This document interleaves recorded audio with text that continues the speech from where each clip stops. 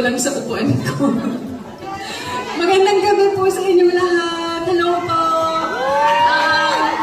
Una-una sa lahat, gusto ko po magpasalamat syempre sa Guillermo sa award po na ito. Hindi ko po talaga inaasahan nung una akong nagsimulang magtrabaho para sa Lavender Fields na magkakaroon ng mga ganito. So maraming salamat po.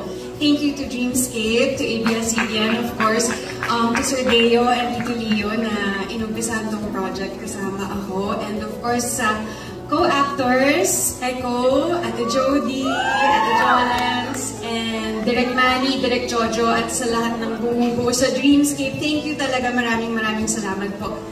At syempre, bukod sa lahat, thank you sa fans.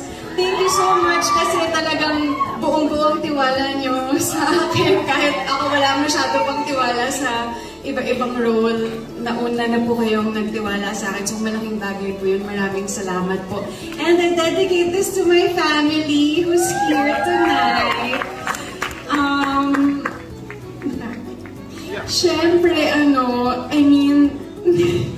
bihira lang kaming magsama-sama sa ganitong klaseng event. Pero ngayon, dahil we're honoring also Mamita and Mama Guy and Tito Ricky, I dedicate this also to them. And I'm so happy that you're here tonight. My mom and Tita Jackie and my cousins.